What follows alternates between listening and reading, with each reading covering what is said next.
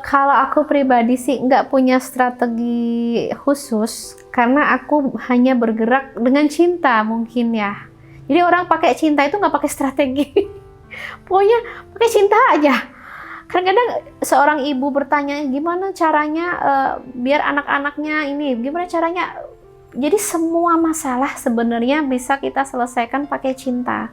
Karena aku punya cinta yang sangat besar untuk umat Islam. Karena aku punya cinta yang sangat banyak untuk agama Allah. Karena aku punya cinta yang sangat banyak untuk Indonesia. Karena aku punya cinta yang sangat banyak untuk kalimah Allah. Jadi inilah yang keluar dari aku gitu. Jadi mungkin beda ya, orang misalnya berdakwah dengan marah-marah, dengan niatnya sama-sama pengen berdakwah, sama-sama pengen meninggikan kalimah Allah. Tapi kalau misalnya kadang-kadang kan orang berdakwahnya kadang-kadang nggak tahu ya pakai cinta tapi marah-marah gitu. Niatnya baik tapi caranya kurang tepat. Nah, ini juga sulit diterima karena yang namanya cinta, jadi ngomongin cinta. Namanya cinta itu luar dan dalam harus harmoni. Artinya apa? Di sini di hati aku ada cinta. Maka di lisan aku harus mengeluarkan kalimah-kalimah thayyibah, ucapan yang baik. Ya kan? Kalau misalnya ada orang, aku tuh cinta sama kamu gitu. Dia tuh ngomong cinta tapi marah-marah. Aku tuh sayang sama kamu, aku tuh cinta sama kamu, makanya jangan masuk neraka. Orang bingung, ini bener-bener cinta atau gimana gitu.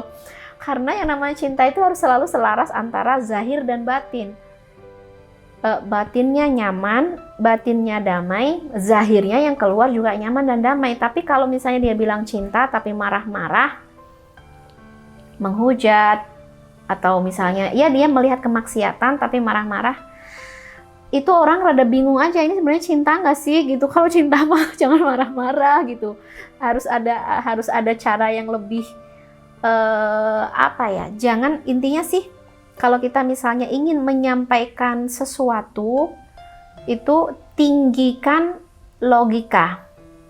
Ya, tinggikan logika dan level up cinta. Itu insya Allah dapat. Kalau logika kita bagus, kemudian cinta kita naikkan dengan bahasa yang bagus, insya Allah nyampe. Karena kan kita heart to heart gitu, kita ngomongnya pakai hati. Berbeda ketika seseorang yang ingin menyampaikan sesuatu yang baik, tapi ngomongnya kasar, keras, dengan nada tinggi gitu kan. Itu akan sulit diterima. Itu sama dengan petir gitu. Petir itu jeder. Petir tuh pasti orang nutup telinga, aduh petir gitu kan, nggak enak didengar. Jadi meskipun ngomongnya aqimus sholah gitu, sholatlah kamu, utuz zakah gitu, jangan pacaran gitu. Ya Allah gitu, ini teh petir atau apa ya? Jadi teman-teman yang dirahmati Allah, tinggikan logika, turunkan intonasi suara. Tuh ya, kadang-kadang kan kita memang semangat ya, kadang-kadang kalau semangat jeder gitu, nggak apa-apa sih gitu. Cuman ya itu tadi, kadang-kadang memang frekuensi cinta itu di level yang nyaman. Frekuensi cinta itu di level yang secure, safe, peace, harmony, itu cinta. Tapi kalau misalnya kita menyampaikan sesuatu bikin orang nggak nyaman, bikin orang lari, bikin orang nggak merasa aman, lebih banyak diancam dengan neraka, itu membuat orang yang fear, lari gitu ya.